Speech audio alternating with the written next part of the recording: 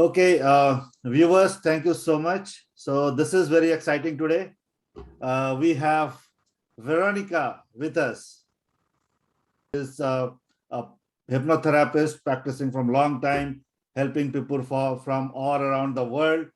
And I know her. I know the amazing work she has been doing. So thank you so much, Veronica, for your presence in this on this session, which is called Being a Seeker. Okay, so let me thank you. yeah, let me ask you, what does that mean? Being a seeker, what does that mean for you? I'll be honest, I've never looked at myself as being a seeker until you asked, but I would say it's more of a journey or a searching journey. And so then when I started to think, it was that most of my life, maybe through tradition, through culture, I was, you pleased, you were quiet unless spoken to, you were kept small. And then you only do that for so long where you like start to go, something's not right. And, after children and a long, relationships, friendships, family, you start to go, there's something not right. And so I really think it's like an awakening of going, there's got to be more. And there's got to be more about me than always giving, pleasing, exhausting and energetically sharing. So yeah, seeking self, seeking more, seeking knowledge, seeking maybe a sense of at peace and harmony, because things are out of balance because you're constantly pulling out and pushing out rather than stopping to give back to yourself. Yeah, that's wonderful. That's wonderful. And it makes complete sense to me. I know that I'm having this journey myself, and I know what does that mean. So it completely makes sense to me. Thank you so much for that. Can you tell me your journey as a being seeker so far? It's funny. I think for most, you don't actually know you're seeking it until it gets so bad or something sort of knocks you out, and little whispers happen. And to me, it was like just exhaustion and sort of drained and overwhelmed. And then little sort of bits come out. And I remember being on a plane flying to Melbourne for work at the time and just opening the Qantas book, and there was an interview.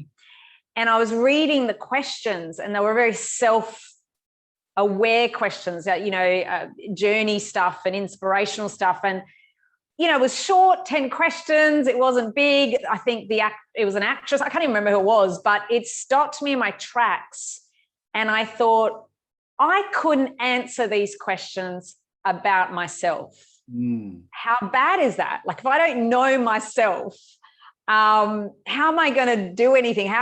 That's probably why I'm not functioning, because I actually have no idea my likes, my dislikes, what I don't want to do anymore, what to do, my boundaries. I just had no idea. So slowly these little suggestions in life, universe, whatever we want to call it, gave me, hey, what about you? And even a new acquaintance said, what are you doing here? Why aren't you this? And I said, no, you got to be loyal to family and loyal to work and loyal to this. And they said, what about loyalty to you? And I was like, what's that? Like, because you just don't get taught. Schools don't even include it. You don't, in family, it's not really suggested, recommended. It's sit down, shush, eat your dinner and, move on. So I think, it was just slow, gentle whispers. Something wasn't right. I was sad a lot. I was exhausted a lot. I went through illnesses a lot. I didn't think I was mothering properly, partnering properly, functioning as a human properly. And I think the universe went, here's some little suggestions. And then I just started to begin the seek, the search, the taking time for me and just going, well, what would I choose? What do I want? Instead of always doing what everyone else wanted. Right. So that was my small little tokens of gifts to get closer to me. Okay. Yeah. So exactly right, because I know it starts with suffering, any kind of suffering, body, mental, any kind of suffering, and it makes sense to me when you said that you did there was a point when you did not know how to That's respond right. to questions about myself, right? And that's the turning point. So I can understand this. So if may I ask you about your work right now? So what do you do? What do you do? Like, can you? I am lucky, honored, humbled enough to be given the gift of helping people change their life, to Mm, find what's in the way, to accomplish things, to feel proud of themselves, to help. I mean, I mainly work with women, but I've had the pleasure to work with men, but it's that giving them, there's nothing wrong with them. It's that they've forgotten themselves, and to bring them back to themselves. So through life coaching, my hypnotherapy, my suggestions in, whether it's meditating, grounding, visualizing, whether it's, I do a lot of work around the neuro pathways. So making sure that we don't go down that conditioning and programming and coding that we've unconsciously been absorbing from, little childhood to, suggestions that people have said, you're always late, you're messy, you're disorganized, or that's not what a little girl does, or all these small little messages about money, or that you'll never really do good at that sort of job. And all this seeps in. So I'm honored to have gotten an incredible course that just taught me about the mind, the power, the creativity we can make of our own reality, rather than it's a set path. And then I literally get people to start dreaming and creating the version of life they want to live, to the point where their conditioning and programming has changed and their neural pathways are taking that without any hesitation. They see the benefits, they make changes, they're proud of themselves, they don't hesitate. They have a knowing, a self-trust.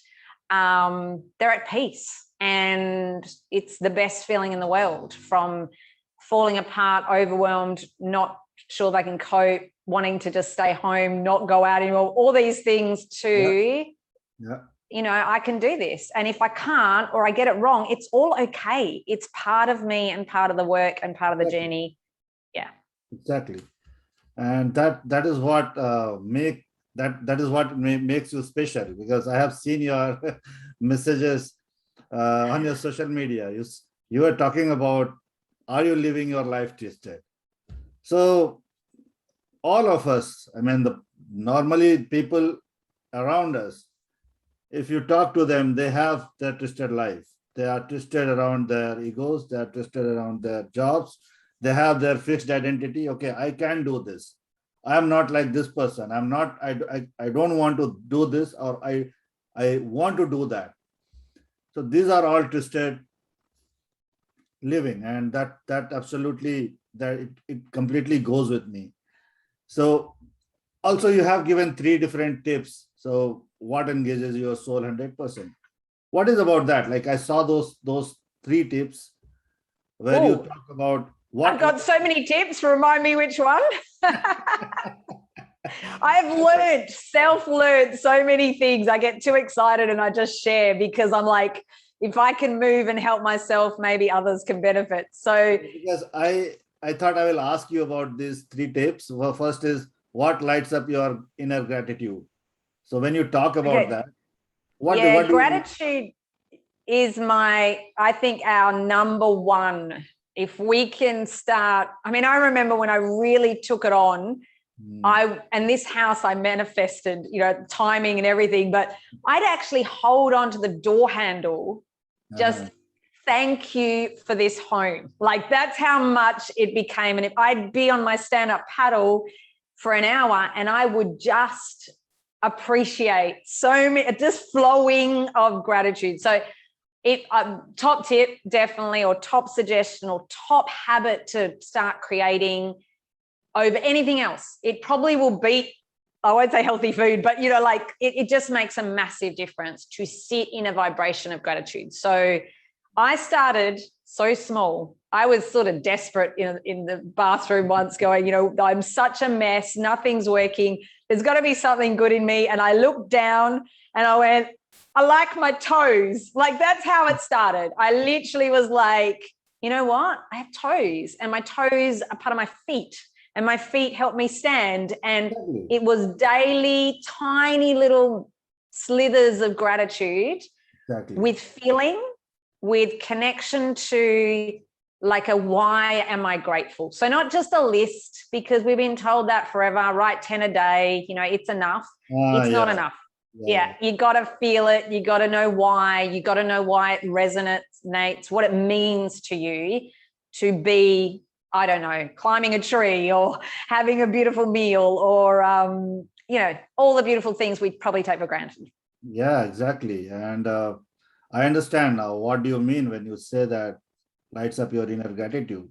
So it's not only about showing your gratitude to the people outside world, but being great gratitude about yourself, your own being. And that makes you special. That makes you different from others. So, Yeah. completely with you, completely whatever you have just said till now, I'm completely with you. And when you talk about the soul, when you're saying that the soul should be 100% engaged, right? And when you say that, what does that mean? Because see, I'm asking this because I have a couple of people talking to me, and they say that I have got something bad in my. I mean, they have got something bad in their life, and they don't feel that they live 100%, and that's how how the problems are not ending. So if you could tell me what does that mean if you say that what engage your soul 100%.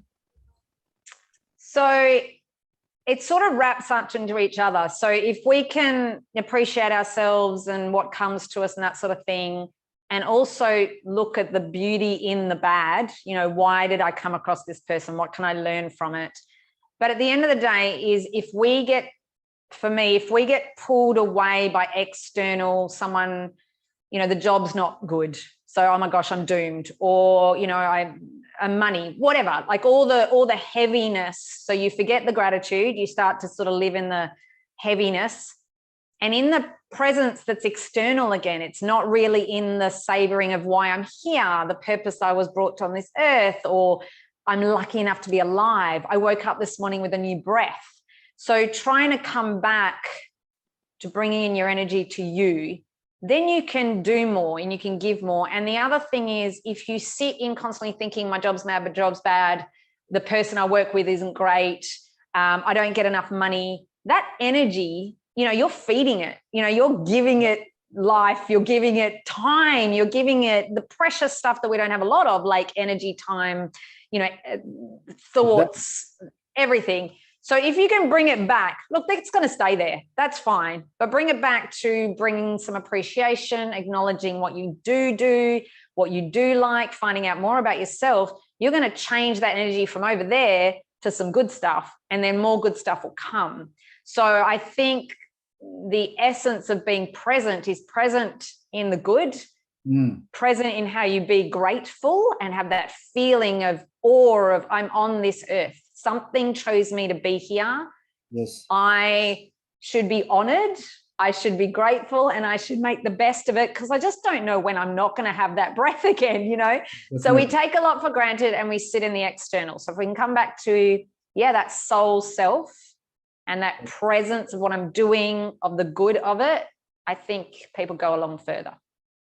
Yeah, that's a very beautiful message. And what I believe is when you think about something, either you think in the past or you think in the future. So when you are thinking, you are not 100% present at that moment. So when you rightly said that when you are present at this moment, you are living at this moment right now, without thinking about what happened in the past or what is going to happen in the future. That makes you to live your life or engage your soul 100%. Really, really great message.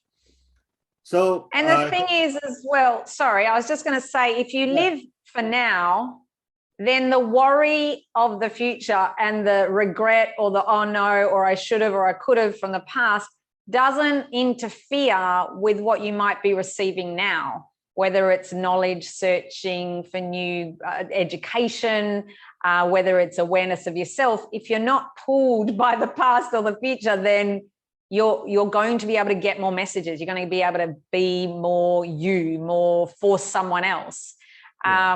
Because it's sort of a waste. You can't really predict the future. You can't really change the past, but influencing what you've got now will influence what's coming in the future. So we might as well spend energy where it's going to work. Yeah, definitely. And suppose someone is starting his journey as a seeker, or maybe because anything learning is nothing but the seeking, right? So if suppose wants to be hypnotherapist, wants to be a master NLP practitioner or anything else. So if somebody is starting this his journey from his first step, as you said, that you started from the very like when at a point when you felt you are devastated, and then you gradually started building it up. So what is your suggestion for him? What he can do for seeking better and better prospects in his life, for better and better prospects in his spiritual journey, or maybe any other type of journey? So what is your suggestion for them, or advice? First, I will say, if anyone's uncomfortable and something's nagging, then listen. Just give yourself permission that you don't have to stay where you are. But number two is, if you do step, be okay that it's going to be uncomfortable, that you're going to have resistance, that is absolutely normal, because everything in our being, neuropathways, mind doesn't want to change. It is so instinctually needing to stay in the same place. So be okay that it's going to be uncomfortable, and step into that this is allowed to be uncomfortable, and I'm going to keep going. Definitely ask for help. It is not easy on your own, because just having that little bit of support and answering, helping, giving, offering questions and that sort of thing is really valuable. But it really has to start with finding some self-love and worth. Like, if you cannot get your purpose or anything for someone else. It can only be done for you. And so it takes that self-love step. I am worthy to get uncomfortable. And then just step into that space of trying something different, new workshops, because maybe they don't know what their purpose is, and that's fine. It doesn't, and it'll change.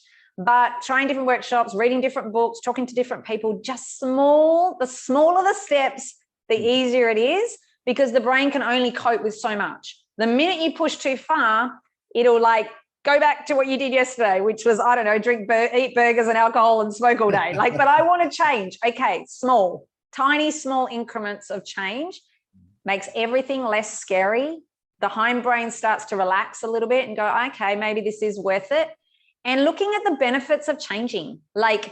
If I sit in a better place, what are the benefits? And look at those, list them, get them resonating, where you start to feel, I'm even going to be feeling a whole lot better over there than where I am here. So change, self-love, gratitude, and convincing yourself it is worth changing. So everything else starts to think, okay, we can do this. Every short step matters. So tiny, and it's start. Someone just start. That's the bit. Because we have the power to decide. So each and every moment we need to make a decision. If we cannot do that, people say that I could not, because people have issues with their willpower, and they say I could not do that because I know that I know myself. But that's not true. You need to decide, you need to take a decision each and every moment. If something has gone wrong, that was past. Now you can take a new decision. And of course, your focus or your concentration towards achieving your goal, that must be one of the biggest priority. when you are seeking something. So rightly said. And I think thank you so much. I think it is going to be so interesting that I can talk to you for the whole day. But we have some time And I constraint. don't shut up. So it could Yeah, actually I know. happen. I know that. It's we have time constraint, and my son has given me intimation. His fish is sick, so I think we need to take him to the doctor. Good luck. Yes. Lots of love and energy. Yeah, exactly. So Thank you. No so worries. thank you so much for coming, and thank you so much for your presence. It makes a big impact for the viewers, for the listeners, and I'm sure that they will be guided to come to you for your advice, for your guidance. Thank you so much, Veronica. Awesome. Nice to meet you. And thank you for today. Have good luck with the fish. Exactly. Thank you so much.